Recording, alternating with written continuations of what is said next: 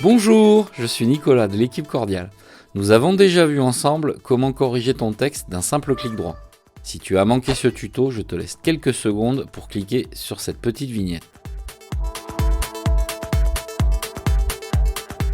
En grand perfectionniste, tu préfères peut-être l'utilisation d'une fenêtre de correction. L'avantage principal de cette méthode est de pouvoir vérifier toutes tes erreurs de grammaire ou d'orthographe d'un simple coup d'œil.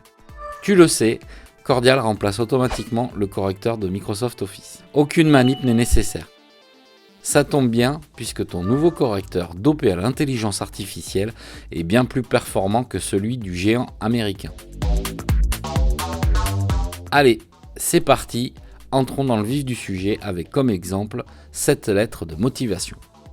Petit conseil, attends avant de l'envoyer. Il y a quelques erreurs qui sont à corriger, comme le montrent les soulignements bleus pour la grammaire, la syntaxe et la typographie, et les soulignements rouges pour l'orthographe. Je t'explique tout.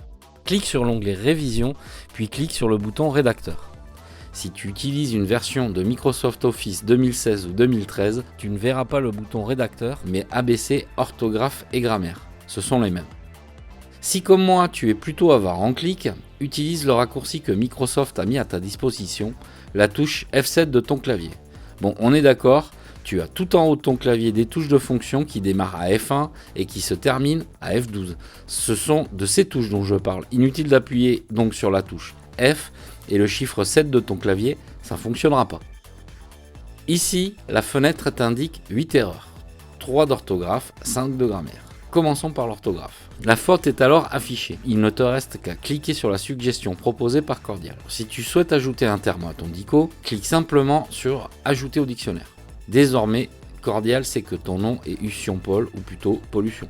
Maintenant, occupons-nous des quelques fautes de grammaire présentes dans la lettre. Valide simplement au fur et à mesure les suggestions proposées par la fenêtre de correction. Tu as également possibilité d'ignorer la correction en cliquant tout en bas de la suggestion sur Ignorer une fois. C'est terminé, il n'y a plus qu'à l'envoyer et je croise les doigts pour que le job de tes rêves soit à toi. Si tu aimes cette vidéo, like et abonne-toi à notre chaîne pour obtenir régulièrement des petits conseils sur l'utilisation de ton assistant à la rédaction. Et n'hésite pas à me demander tes propres tutos. A bientôt pour un nouveau tuto Cordial. Et n'oubliez pas, écrivez l'esprit libre.